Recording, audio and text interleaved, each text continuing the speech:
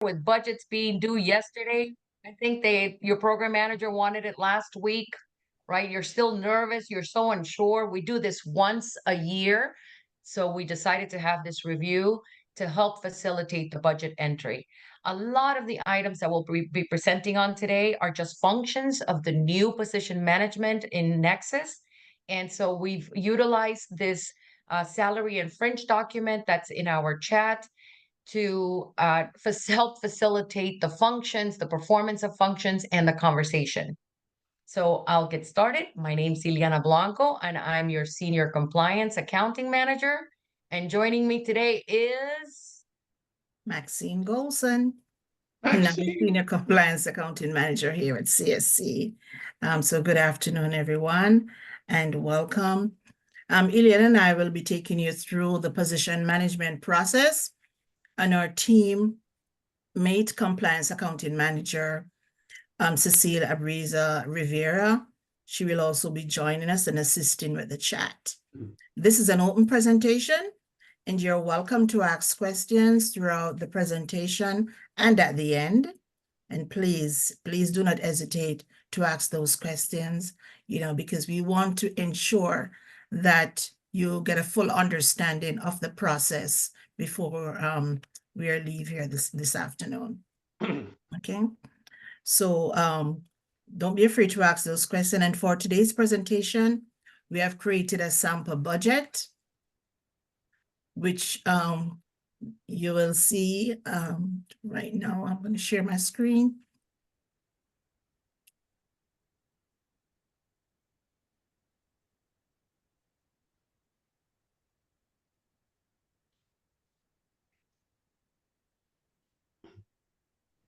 Are you seeing it?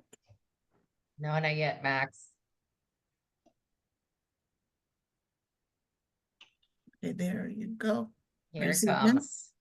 Yes. Here we go.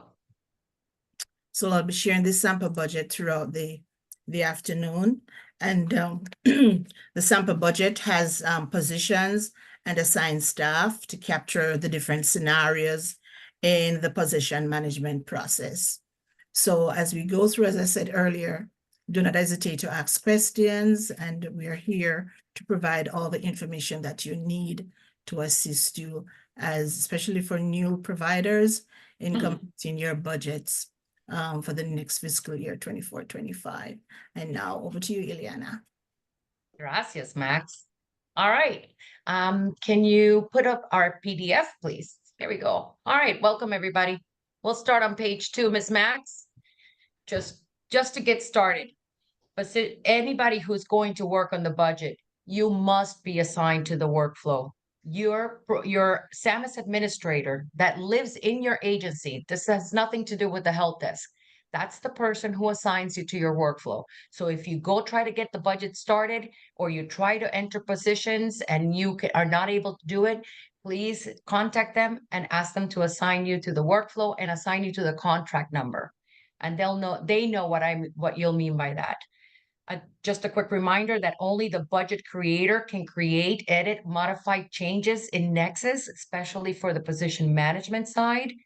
And so every time that we get that budget rejected to us, it goes right back to the creator. So just bringing that up, just in case when you try to get started and you're all excited, you're just blocked by saying, don't have any access. Please refer to your agency's SAMHSA administrator. The first part of position management, and Max, I'll ask us to go back to SAMHSA at this time, is here in Nexus, and it's under the fiscal module. Position management comprises of 2 tabs, the positions tab and the staff tab. In this first part, we're going to perform the most basic function of position management, which is adding our new staff members to Nexus. This is when you hire a new staff member and you're reporting them for the first time. So go ahead, Ms. Max, click on new staff. In our first case, we just hired Mr. Barrington Grant as our brand new case manager. So we're reporting Barrington to our agency for the first time. As you can see, only the required fields need to be filled out, and those fields are marked by an asterisk. You don't need to guess anything else, but you are more than welcome to use the agency employee ID field above for you to keep track of your internal staff members. Once you enter your agency, the first name and the last name, no other field is required. You want to scroll down to the bottom if you have a second staff member to add. At the bottom of every SAMIS process, there's an efficiency drop-down field. And for those of us that have huge agencies and huge programs, this efficiency drop-down menu becomes really useful. So you can choose to add another staff member, and we're going to choose just that, just for presentation purposes. So it takes you right back. Go ahead, Ms. Max, and save to adding a whole new staff member. Our second staff member today is Sharon Jones. Sharon was just hired to fill our assistant administrator position, and we're reporting her to Nexus for the first time. So just filled up the asterisks, which are the required fields. And since we do not have another staff member to add, you don't need to be on add another. You could go back to the result list or staff detail page. Either one of those will get you back to your details. This is the most basic function of position management, is reporting your staff members. If you click on staff on the staff tab above, you're going to come to all your roster, all the staff members that are logged into your program. I want to show you a function of all of these new fields in SAMIS 3.0 is that you can sort as if you were in Excel. So you can sort by first name or you can sort by last name. And it allows you to quickly look through your staff members to see if the staff member is yet there or not there. So use the sorting.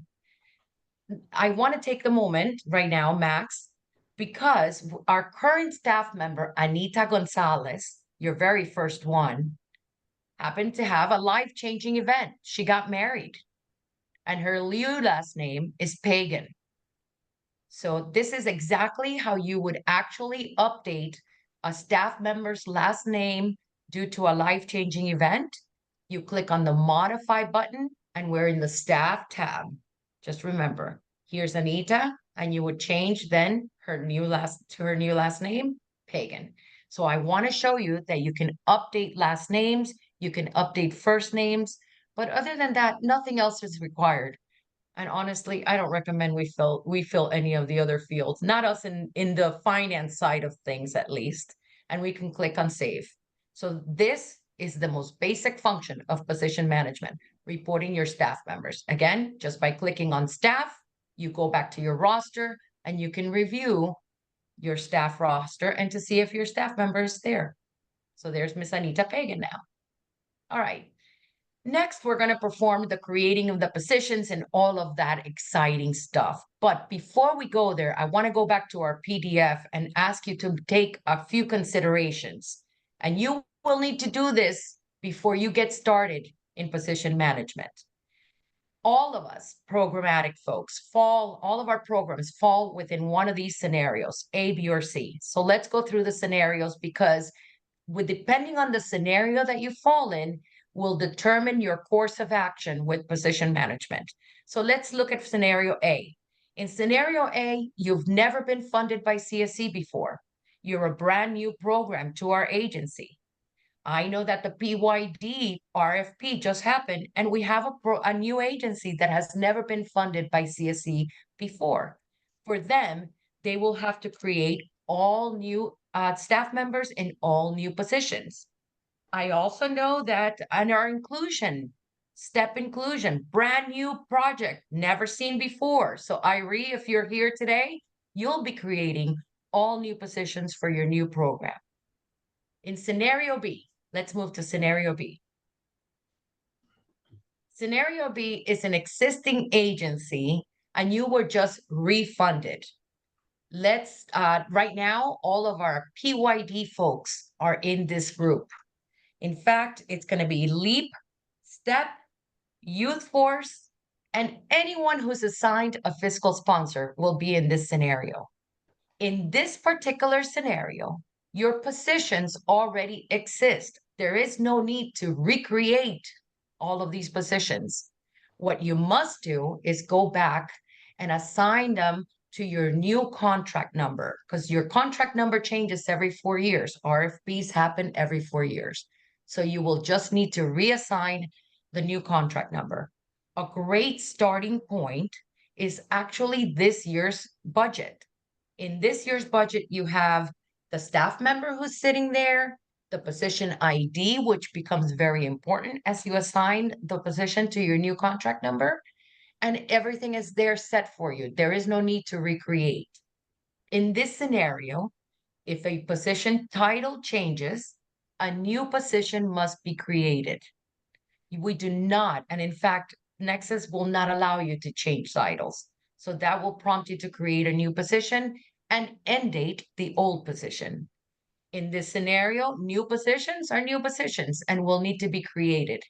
And if the positions may no longer support the program, then they may need to be closed or terminated.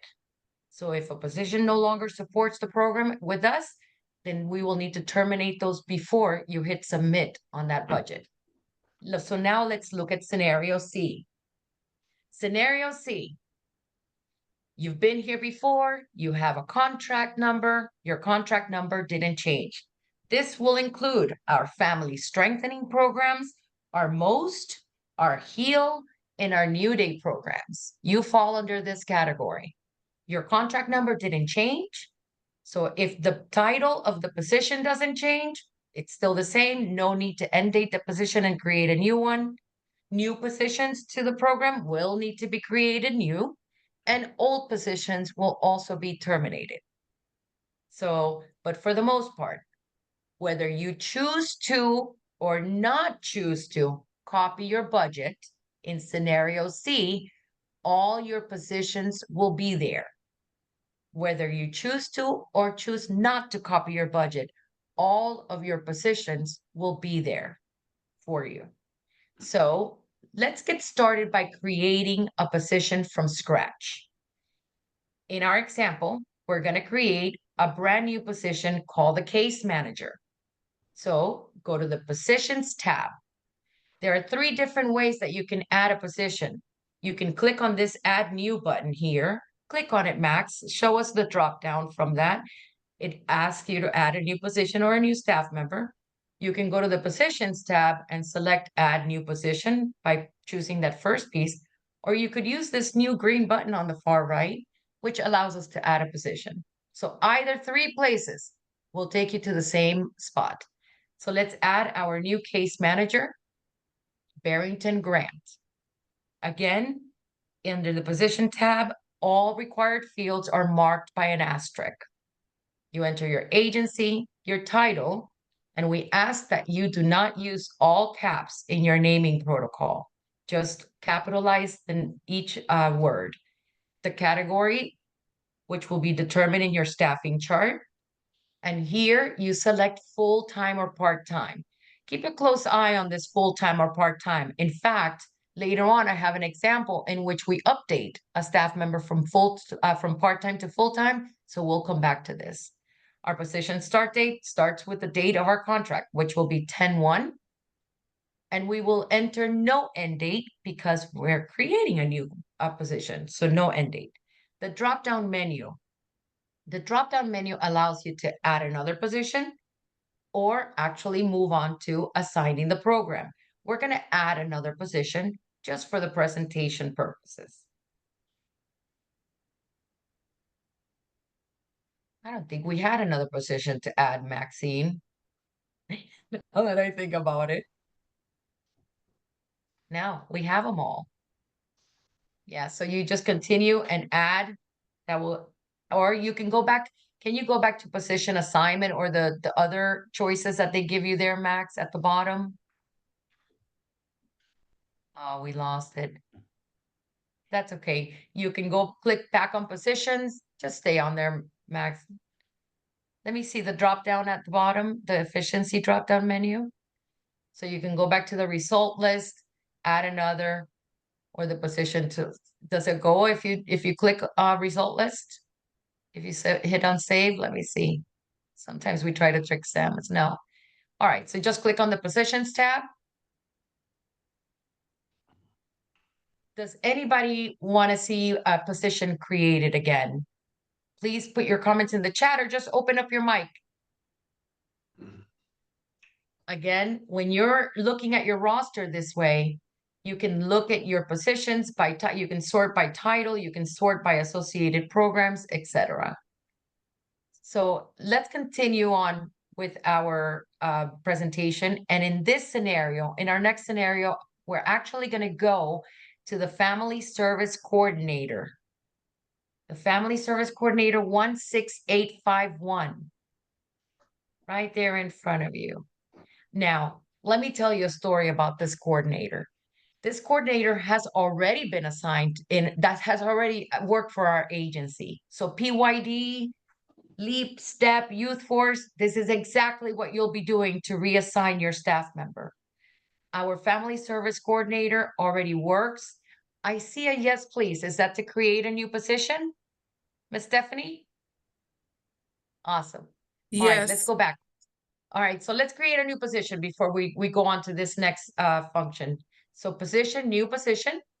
You enter only the items with an asterisk.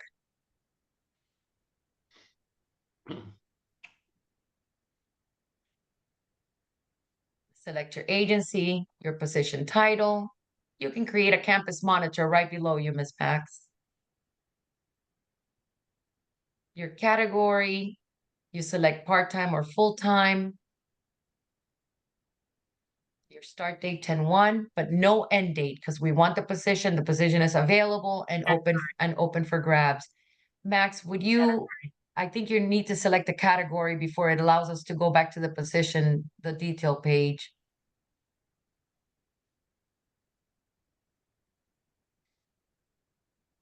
Any one of those will do. And save. Yes, let's see that.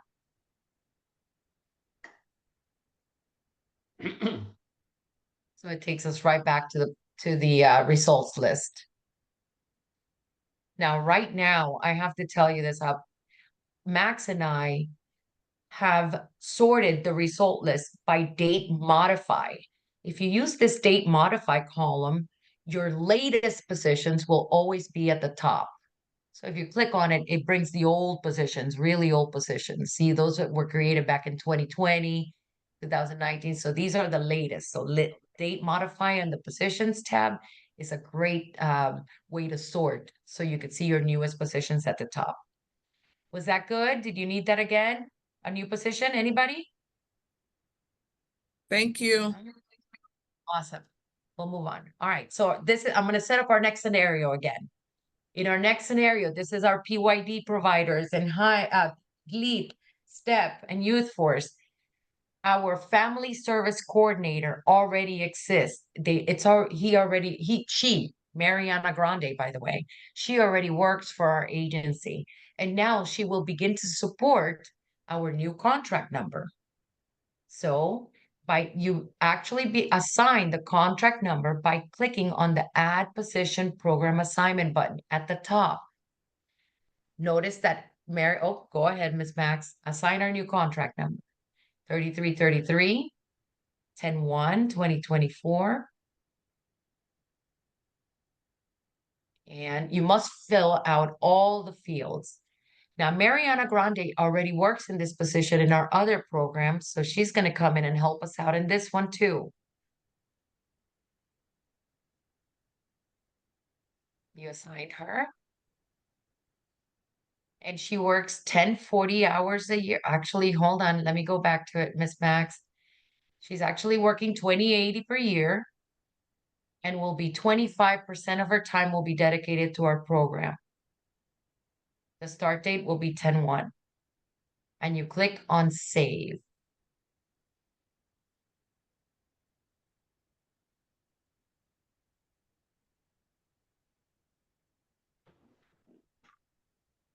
So here we go. I see your question, Mr. Edward, and we'll answer it right away. Give us a second. click on Family Service Coordinator. I just want to show you what that looks like. So at the top part, Mariana is working for our old contract number 4444. Our old contract number. And in this bottom part, she's working for our new contract number. Now, Nexus right now thinks that Mariana's working just all over the place.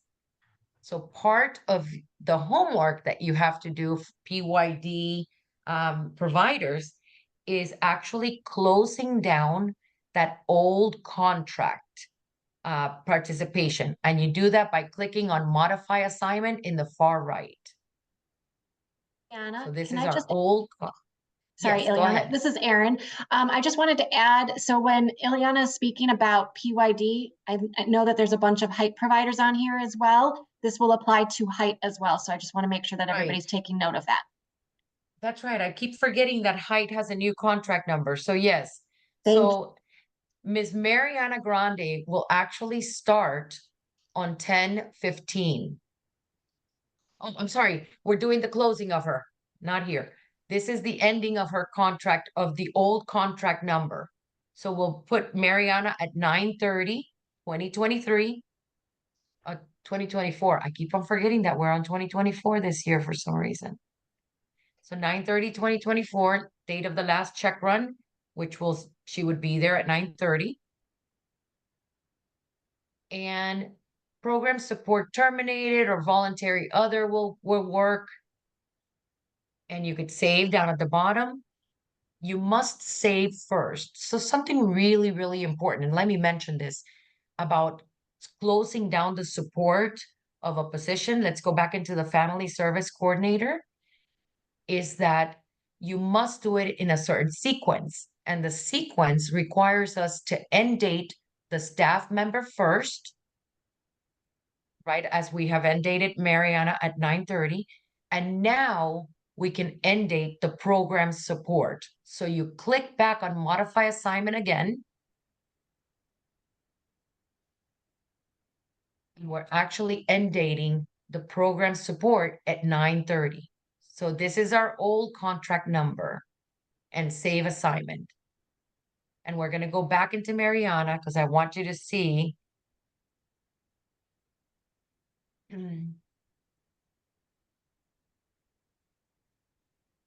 I don't know why it's thinking that the allocation is more than 100%, but it will fix itself when we go into the budget. And I'll show you, this is a new function. We're still working on this part right here, but it will change when we go into the budget.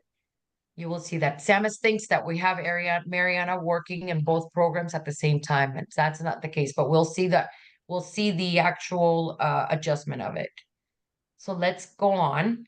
All right, to our Ellie, next before you piece. go on, Ed's question is in regards to the actual assignment. I don't know if you want to address it now. Okay. It says the person coming back from FMLA shall resume responsibilities assumed by the fill-in, terminate in and reassign her a specific date. Logic correct? Yeah, the logic would say yay, but if a person is an FMLA, they're actually still an active staff member. So you actually do not have to terminate that person. I would terminate them if a real termination date comes about. If they return from their FMLA and resume assignments, then they just resume back in the spot. You may have a couple of people working the same position for some time as well as this person comes back from FMLA. Does this clarify your question, Edward?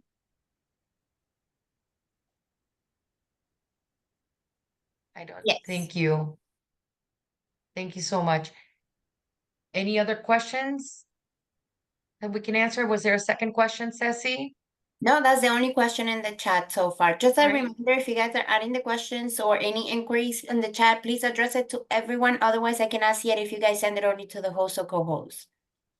I have a Thank question, you. please. Thank you. Go ahead. In this Hey, particular Val. instance, it's showing percentages, right? So when Yes. someone leaves on maternity leave, FMLA, the percentages are there. When you're putting the fill-in person, like entering them to cover the job during their time off, wouldn't it Uh-huh. throw the percentages off in Nexus as well? And some No, and I'll show adjustments you. would need to be made? Let's pretend now we're in the middle of our project and here Mariana is sick and we're gonna have another staff member support her position while she's gone. Modify assignment. Add, you're gonna scroll down to the bottom, you're gonna add staff assignment. So Mariana is the staff member that normally sits there, and you could pick any other staff member from our drop down. We have just a bunch of stuff that we test with. All right, let's say Gary Sharp will support the position. And Gary works 20/80 for the agency. Go ahead, Miss Max, fill it out. 25% of his time will go to support while Mariana is out on maternity leave, let's say, or FMLA. And he'll start whenever. It's just an example. And we actually save the assignment down at the bottom. And let's go back to viewing the position results.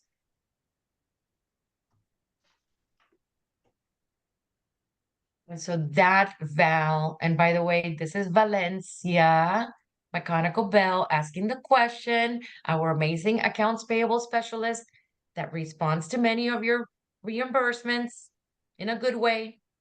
Just saying. So here is Mariana is out on FMLA in the time being, and Gary's filling in for her in the time. So until we terminate Mariana from the agency, no need to terminate in Nexus.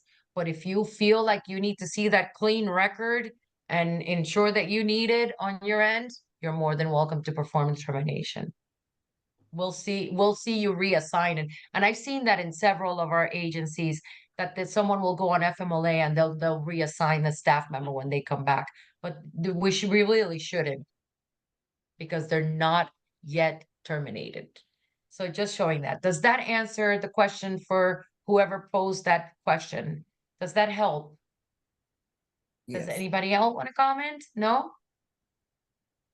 All right. So before we leave this area, Max, I also got notified by our COO that the family service coordinator in the past was a part-time position. But because we have a new program, stay right where you are. Oh, go back to our position there, Max, the family service coordinator. So this position used to be a part-time position in the past. As you can see by contract 4444, she only worked 1040 hours a year in the past. But this position has now become a full-time position. So everybody eyes up. This is exactly where you would go to update your part-time to full-time. If you need to modify the position in your budget, go ahead, Ms. Max. Click on the modify button. The modify button is at the in the up part at the top, and you will drop down from from part-time to full-time and save.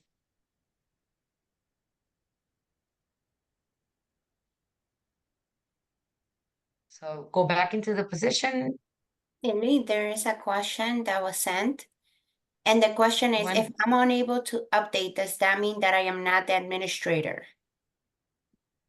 That's correct. So, yep. So let me show you. Max, would you click on the Children's Services Council insignia? Right here. If you're an administrator, you actually see a tab called admin. If you are the administrator, you see a tab called admin. If you're not the administrator, Max is not an administrator here. So we just go back to fiscal. So yes, you would see a Thank you. tab named admin if you're the administrator. Let's go back to position 16851, that family service coordinator. Just to recap on it. Our position became full-time. We reassigned our new contract number. We reassigned our staff member, Mariana Grande, who's still working in there, but she's out on FMLA. So Gary is going to fill in for her in the meantime. Are there any questions in reassigning a position? Can we perform it again? No? All right. In our next function, we're actually going to update a vacancy. We've had this position open for so long, and we finally managed to hire Sharon, and it's going to be to administrative assistant 16857. So here comes on updating all your vacancies, all of our vacancies. Administrative assistant, here we go. You view, modify assignment in the far right. And here's the vacancy. Sharon actually begins to work in this position on the 15th of October. So the vacancy ends on the 14th of October.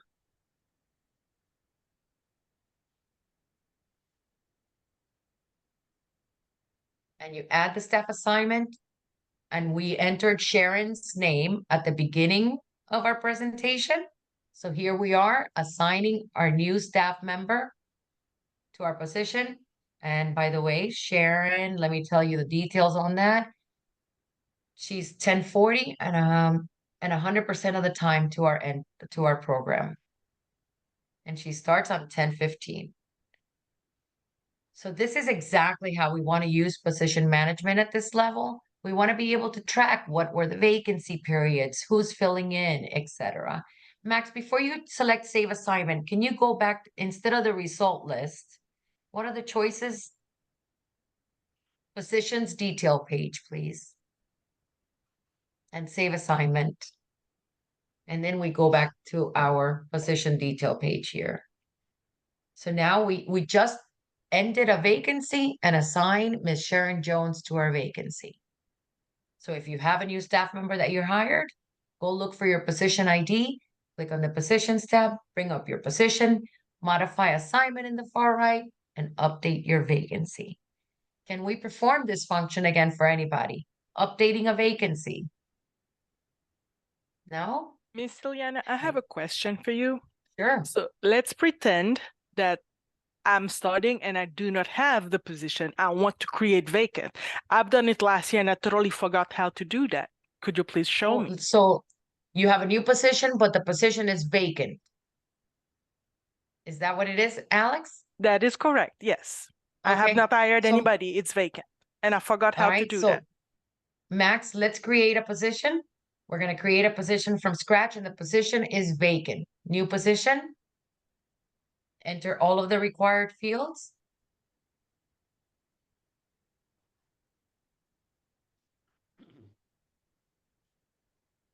We have a bunch of those. So choose piece. Let's just create okay, campus monitor again. Yeah, that'll be fine. And you're just building your position here. You're recording your position in the position library. 10/1 would be your start date, or whenever your position starts. And so before we go here, add program assignment. Watch this part right here. Actually, we want to add program assignment. No, we want to add program assignment and save.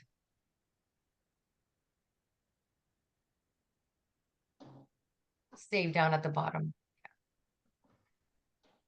It's going to prompt you to assign your program right here. So assign your new program. 10/1. Now remember, the position does not have a staff member. You leave it blank. Go ahead and fill it out, Max, and you could make up the numbers on this. 10/1. And Alex will be able to show you what this looks like right here. Actually, Max, can you choose from the drop-down menu? Can you select back to position detail page? And save. So Nexus automatically assigns the vacancy. Do you see it, Alex? Thank you. Now I 'Cause remember. we never selected a name. Now, when you go update your vacancy, you go back to the position and click modify assignment. So modify assignment, Max on the right. And then you hire your new staff member, you enter their name, you end the vacancy, and you add your new staff assignment to end the vacancy.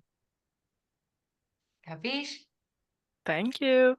Much clearer? Okay, excellent. Any other questions for anybody? You could delete the whole assignment, Max. We could probably delete the whole position.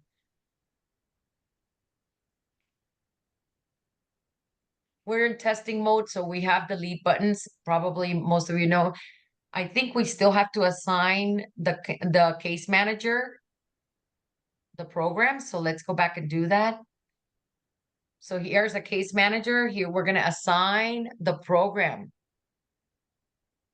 So either way, it will take you there.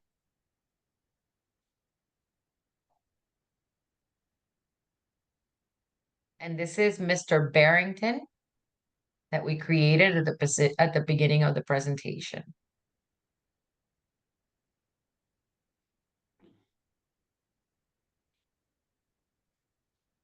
Oh, let me tell you the information. I forget that I got to give you those details. So he's 25% to the program, Max. Thank you. And 10-1. All right, save assignment. So just to recap, we created a new position. We reassigned the program name. We we cleared a vacancy and reassigned a staff name. We reassigned the position to a new program. And by the way, the handout that we created, it's all in the same order that we are performing functions today. So if you have a hard time remembering, go back to the handout and it's all being performed in the same function. All right. In this next part, by the way, before we move on, let's go back to Nexus and review our positions. The easiest way to review your positions is to click on the Positions tab, just like we are here, and sort by associated program. Watch what's going to happen when Max sorts by associated program. Associated program, Max. There we go. So it's just going to keep sorting your positions until you arrive at your associated program. And then you can check if your positions are there. Another great way to check leads us to our next segment, which is position management within the budget. So we're going to actually go ahead and create the budget now. And we'll see what positions are in our budget. Now, remember, we have this fictitious salary and wages document that we're using. So when Max creates our budget, fiscal year 24-25, 33-33, and we're just going to not copy the budget because we don't want to show you, and we're going to use a master's, but some of you don't forget, for all of our OST programs, you'll select sub-budget. But for this presentation purpose, we'll use the master's budget. All right, when we click into regular salary and wages, you're going to see our positions that are there. Right? Now, we purposely built in a program manager position that will no longer support our program. So the program manager position will have to end date it because we do no longer want it in our program this year. And I'm just setting up this scenario for all of you that have kind of shuffled around your staffing and you're no longer needing the program support. So program manager 16856, we're going to go ahead and close him down so that he's not appearing in our budget. But for the meantime, I want to leave him there because this is exactly what happens to most of us. We fill out our budget and then there's a blank position that doesn't have any money. So we'll do that at the end of the review, Miss Max. So in this next piece, you guys, and I just want to set it up before we click into it, we're actually going to perform the manual entry in SAMIS using the administrative assistant position, Sharon Jones. Now, this is the most important piece we're going to take away from here. This year, this is brand new, our administrative assistant position, all of the details for the position you will update in the budget as you fill it out. So most of us are seeing this for the first time. Some of us saw it last year. I know there was an agency that did their budgets way before. They never even saw this. So Sharon Jones, the administrative assistant, is now making $18 an hour for this new contract year. She works 1,040 hours a year. And she's 100% to our program. So go ahead and change it to $18 an hour and 1,040.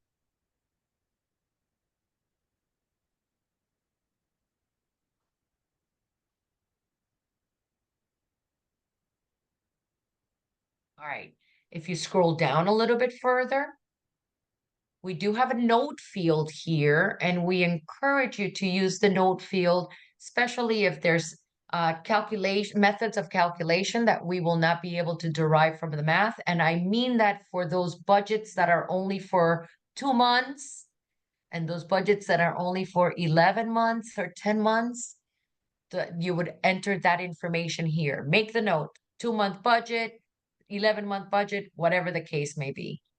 So for ours, it's a regular budget, but just to show you how the note works. So let's go ahead and move on to filling out the administrative assistant position in Nexus.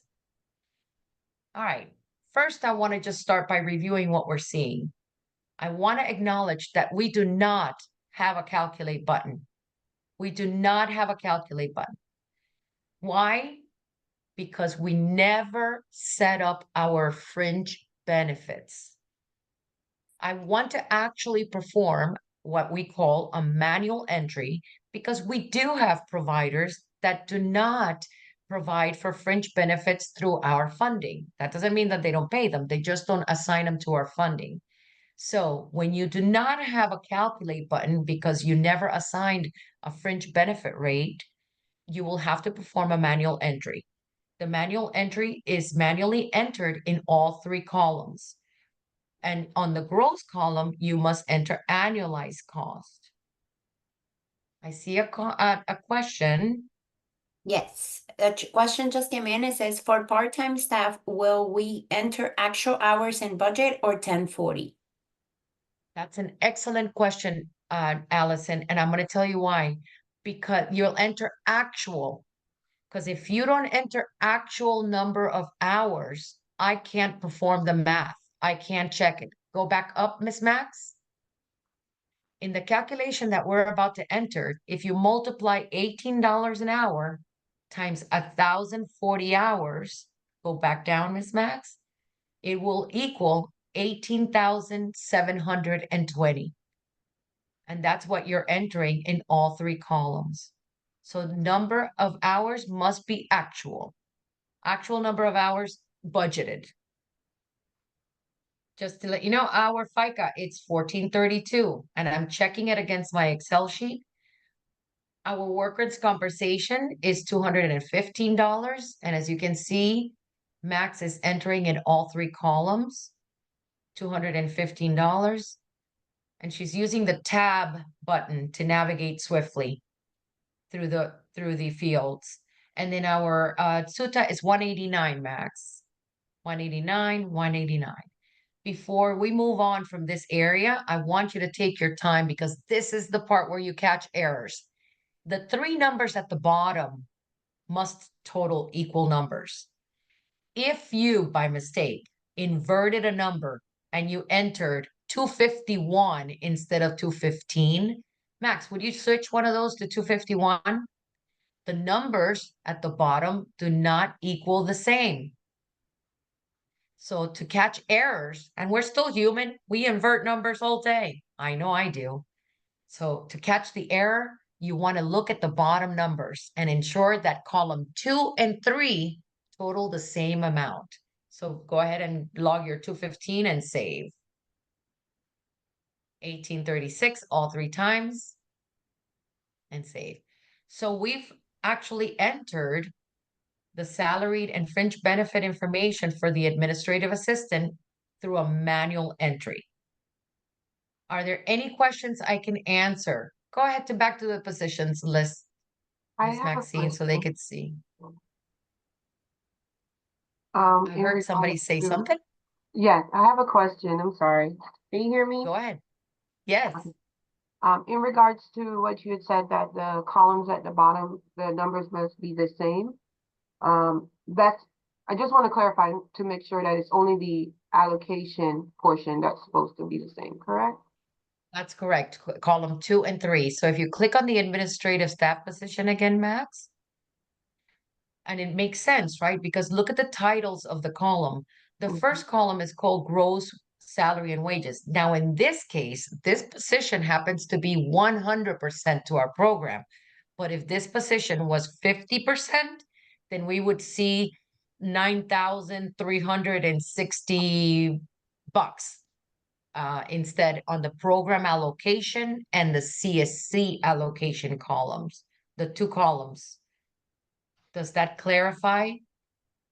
If there was an allocation, we would see different numbers than the first column, but in this case, it's 100% in all three columns. Yeah, yeah. Thank you. Thank you so much. Please keep the questions coming because if you have them, everybody else does too. I want you to notice that administrative assistant, the hourly rate now shows $18 an hour.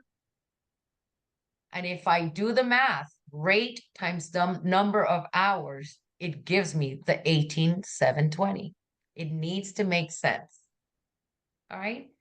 Before we move on to the next presentation piece, I want to tell you that we're actually going to go back and perform step 1 of the budget entry process. So I love this. I actually love that we get to do this live with you because most of us don't read the handout and we just go ahead and populate the budget. And before you even realize, you're already lost. Step 1 and 2 of the budget entry process happen in the delivery module. And you must complete those 2 steps, whether you are copying or not copying your budget. Go to the delivery module. This is step 1. And the reason why we're performing it for you today is because doing this will now obtain us a calculate button. And we're going to make the rest of the entry using the calculate button. So you go to your program, and I think, Max, you've been there, so go to program recent, and you should be able to find our new program. All right, when you get here, create new is the drop-down menu that you'll use, and we're going to create a new GL fringe benefit, so percentage. We have 2 in our practice budget. One is retirement, and it's set at 2%. So you choose your fiscal year, you choose your fringe benefit, and it's at 2%. And from our efficiency drop down at the bottom, we're going to add another, or there's an add another now. There's a new button there. Did you see it, Max, too? GL, yeah, GL percentages. No, just the GL. No, not the detail. GL fringe percentages. There you go. Not the detail. And save another other, or you can go back and review, or we're adding our second one, and it's workers' compensation for 1.15. Now, please note that it's already in percentage mode. You do not need to include the percentage sign at this point. So I just wanted to go back and perform step 1 of the budget entry because the following exercises will have a calculate button for us. So we're going to save the entry and we're going to go back to the fiscal module and enter our budget.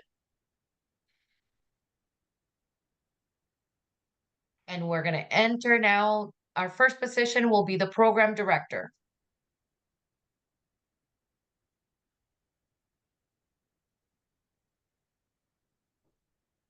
All right, let's update his status.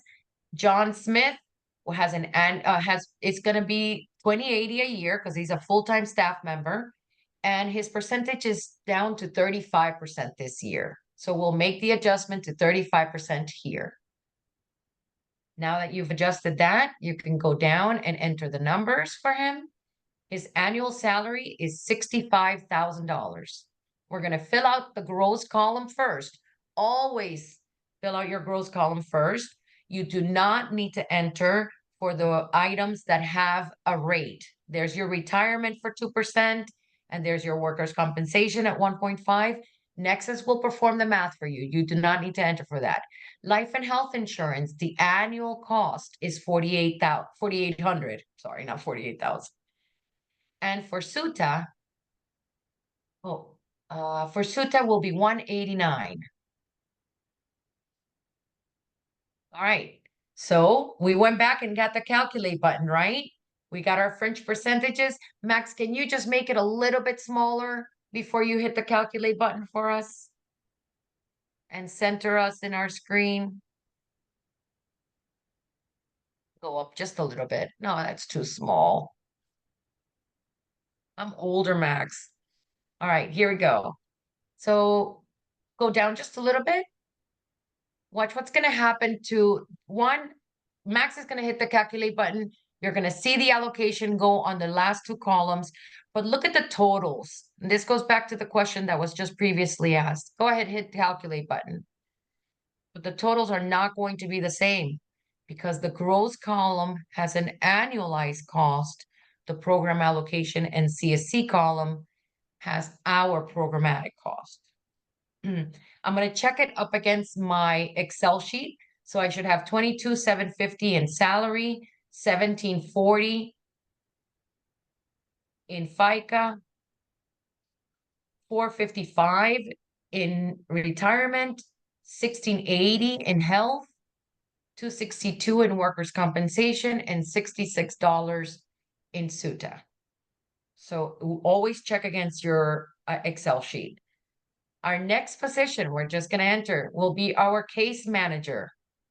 So you can choose from the drop-down menu below, or you could just move on to the summary. Haley, Our this case is manager, Haley. Can I interrupt you for go just right ahead. Haley has her hand raised. I don't know if you can see her little screen, so she does have her hand No, raised. thank you so much. No problem. Please speak Thank up. you. Thank you. So I guess I'm guilty of being one of the ones that didn't read the handout before doing the budget. Okay. So if I didn't do the fringe benefits, and if I just manually entered it in there, is that okay? As long as it matches the Excel and everything looks fine? I mean, yes, he went through a lot of hard work That's fine. because Okay. workers' compensation, and I'll mention this right now, 99.9% of our agencies use our funding to cover workers' compensation. So you have a rate. The rate is super beneficial to have, and I'm going to show you why. Let's finish updating this position and you'll see why.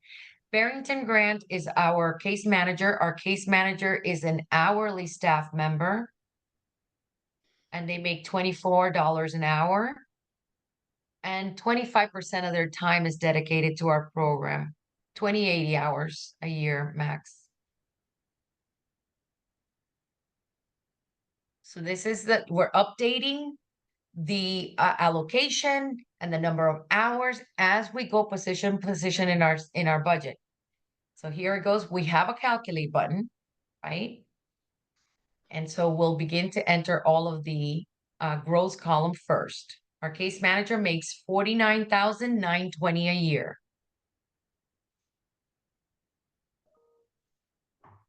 Their retirement, I'm sorry, life and health is $4,800. No retirement because we have a rate. And $189 for unemployment. So remember, this position is 25% allocation.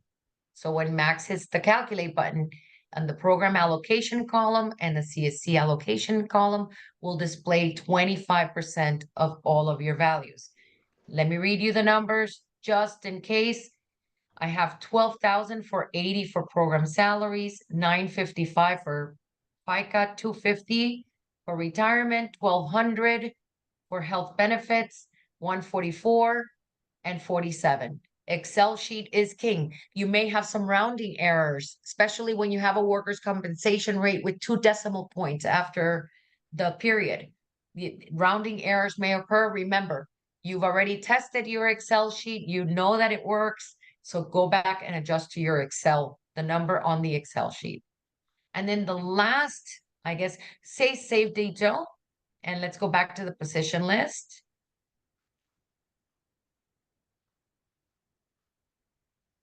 I think our last one that we have to enter now is the family service coordinator and the program director. We still have to enter. We never change. We never save the program director, Max. So we'll re-enter it again. All right. This is our family service coordinator, and they work 25% of the time at the top, Max. Did we update that? Yeah, so $20.80 a year, but only 25% of the time. You see Mariana Grande and Gary Sharp are also listed as the staff members' name that are currently filling that position. All right, when we go down to the bottom, this position makes $50,000 a year.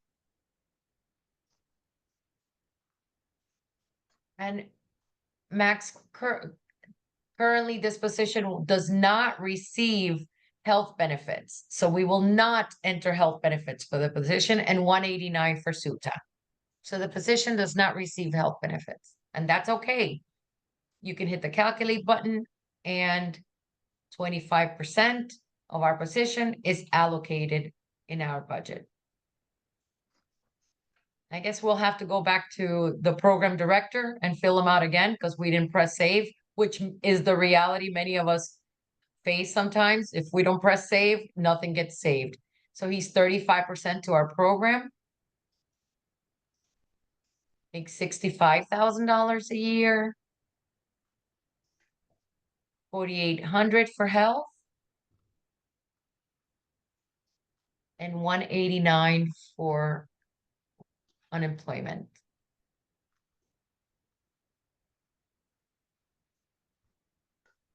Awesome. Save detail. Eileen, there Go is a back to the question. position list. Go right ahead. The question is, what if somebody has a percentage allocation for one of the fringe benefits, but they are not receiving it? For example, retirement. Would you have to manually remove it once you hit the calculate button? Yes, absolutely. Great question. So let's go back to, and we're just going to use any one of the positions. I think the family service coordinator or the case manager, any one of those. Go down. Let's say that this position does not qualify for retirement and will not qualify for retirement this year. So all you have to do is zero it out. Zero, highlight the whole number and use your tab. Zero tab. Go ahead and zero it out, Max. Zero tab, zero tab, zero tab, and save. You can save it. We're not going to do anything with it, or we're not balancing a budget. So you will not see, and let me show you what that looks like too, which is a very interesting thing to bring up and a great way to troubleshoot. If we go back to the summary and you actually click on retirement, you actually click into the retirement account. The first and second column here of the program allocation and the CSC allocation lets you know who you have assigned retirement to and who's not receiving it. So in our current budget, only the case manager and the program director are receiving retirement benefits. You Thank just you. go back and zero it out. Does that answer the question that was asked? It seems like it. Thank you. Awesome. So here's that program manager position that will no longer be supporting our program. And it's blank. I remember last year how many budgets were rejected because you had a blank position. It was just a floating position that no longer supports our program. So all you have to do is note the position ID 16856. Click on your positions tab. Look for your position ID by sorting on your position ID numbers. They're all scrambled, but yours happens to be right there, Max. Go for it. And here it is. We go back to the idea that everything happens in sequence in position management. So we must end, look at, we're going to end Elon Rusk first. So we end date him at 9/30/2024 because the position will no longer be in our program at this point. And support program terminated is in the middle of the thing, or voluntary other. You must save assignment first before you can terminate the program support.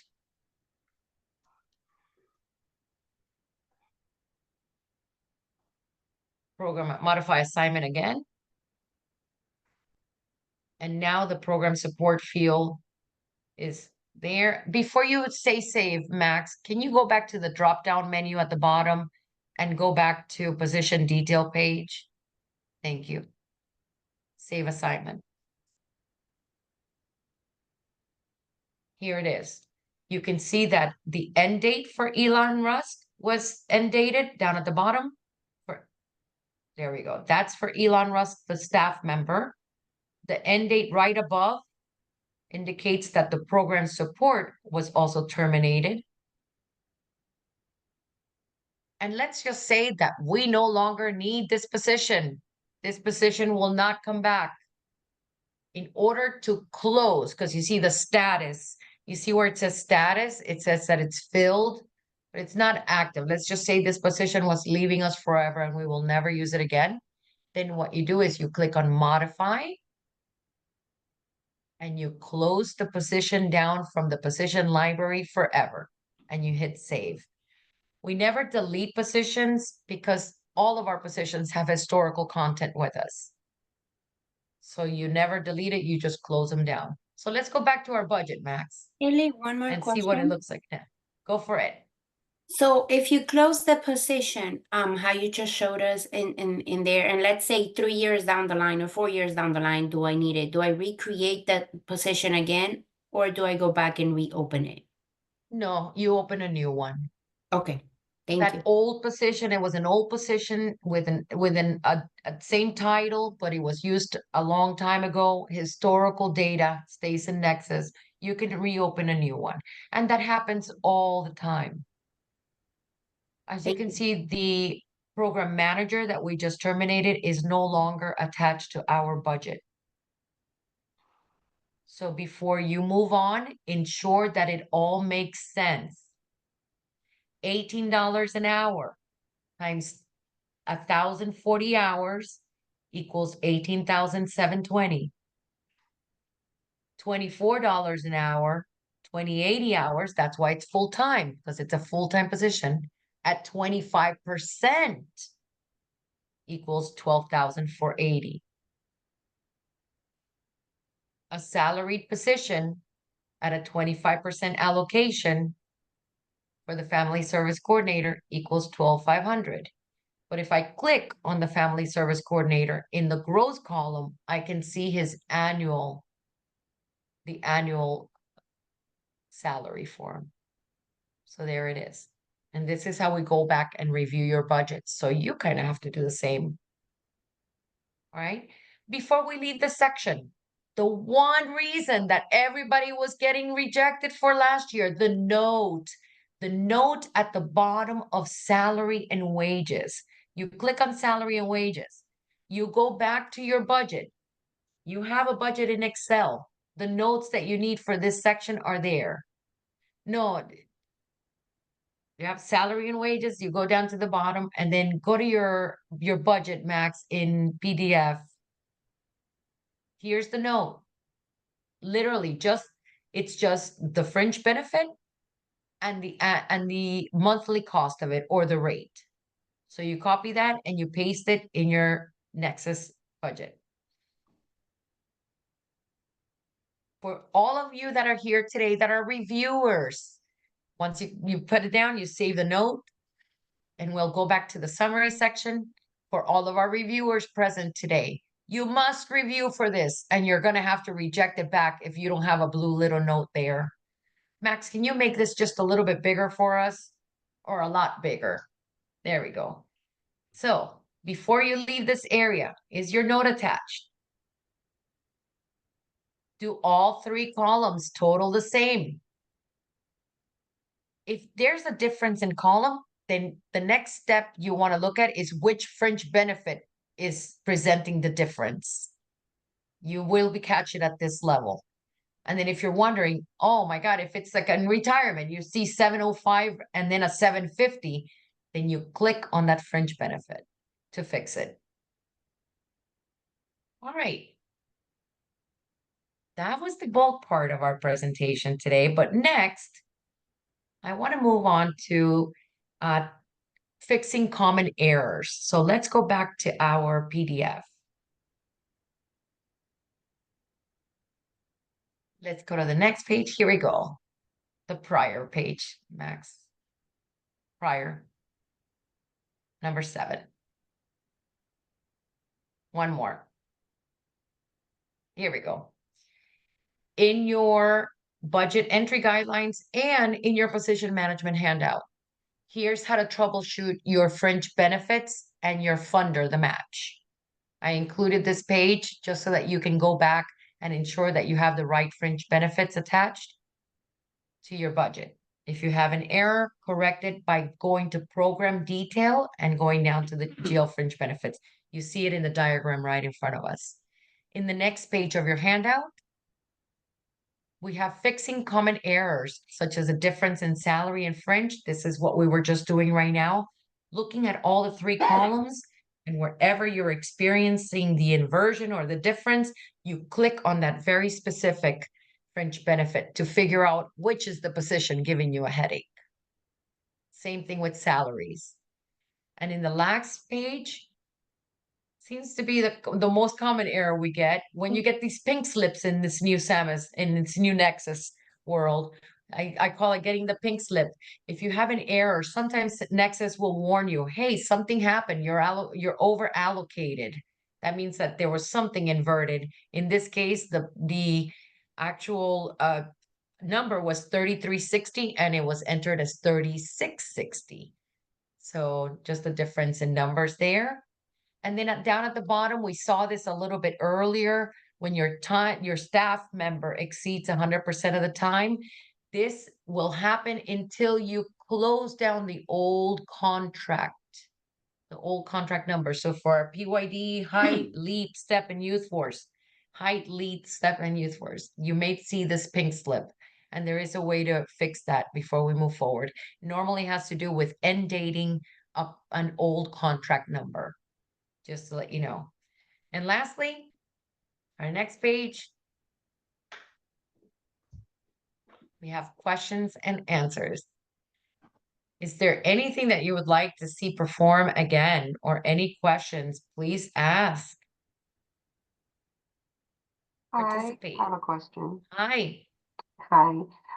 In regards to STEP and Youth Force, that have like different sites and locations, and we're creating that Great. budget for it. That's a great question.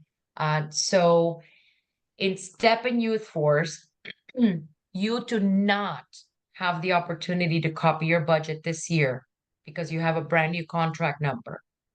So Max, can we delete the budget? So you must assign all of your new positions.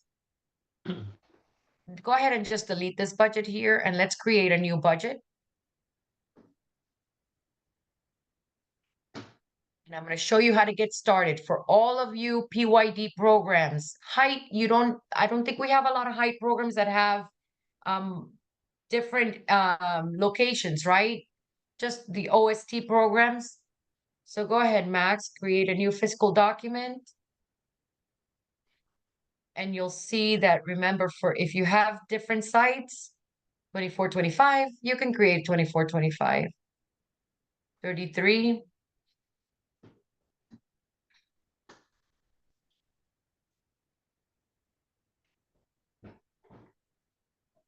Here, you will feel the same way here, where it says fiscal, you cannot copy because you have a brand new contract number, so you say no. And then here, instead of selecting master, you select sub-budget. And then it asks you for a budget category next. So this is where you will enter your school year. For those of you with startup, this will be your startup budget. Can you create the startup budget first, Max? Let's just create that one really quick. And it's a great way to start. Start on the startup. Go down a little bit, Max. Let me see additional fields. Program site.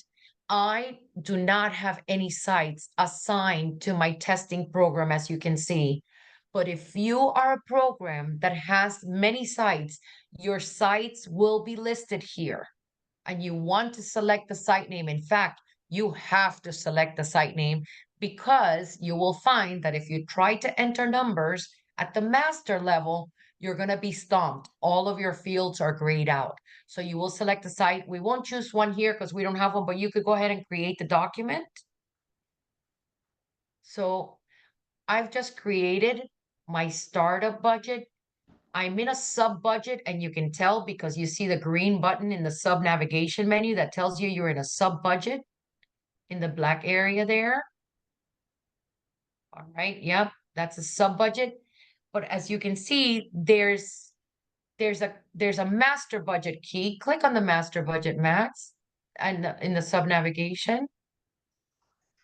And when you click on sub budget right there in the same spot, you'll see your sub budgets listed. really quick for all of our PYD programs to add a new budget. There's a drop-down menu in the sub navigation menus that says create new. Create new. Right Okay. here, sub budget. Okay. Go ahead, Max, create a new sub budget. Oh, yeah, it's okay with me, no problem. Budget category year round or Yes, sir. school year. Sorry, I always say year round, school year.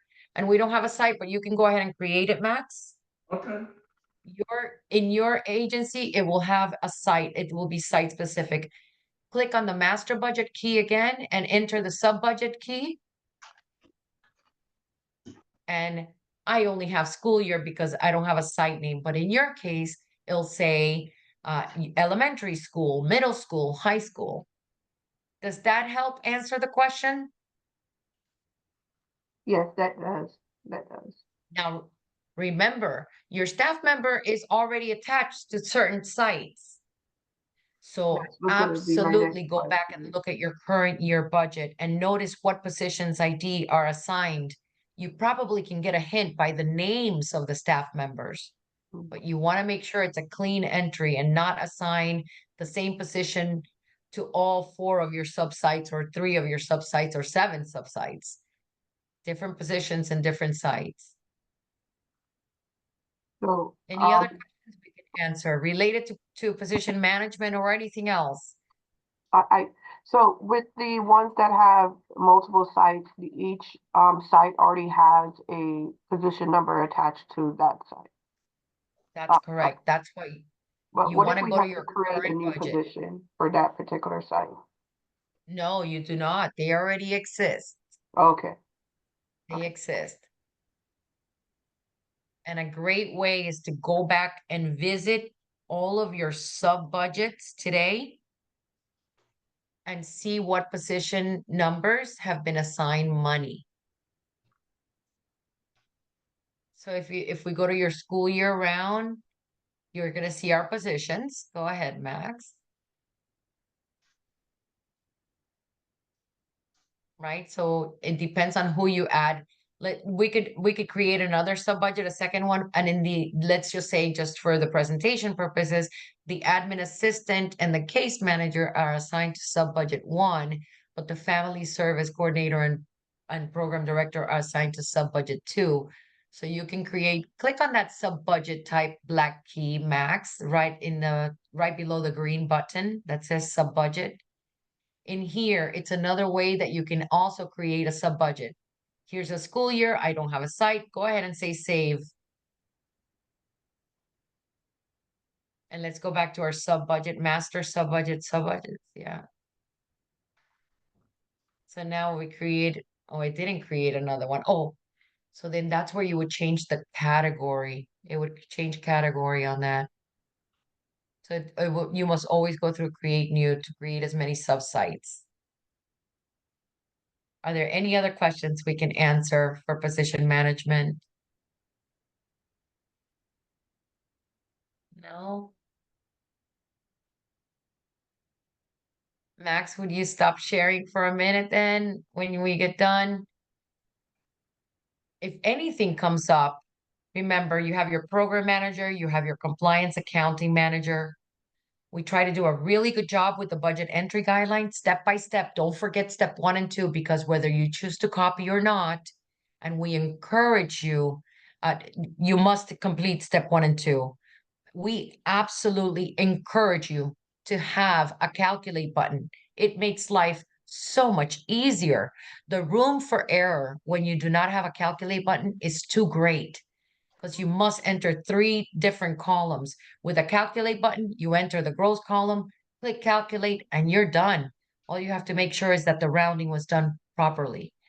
If you have any issues, don't spin your wheels. Reach out to us. We're here for you. We know that you only enter the budget once a year. I do not pretend that you're a super amazing human being and remember every step from last year, but I promise you the guidelines are your best friend. Take the time to enter it and go step by step. Follow the steps. You cannot go wrong. I'm really surprised that 70 of us actually showed up to this chat. considering our weather. We must be the ones that are utilizing Zoom.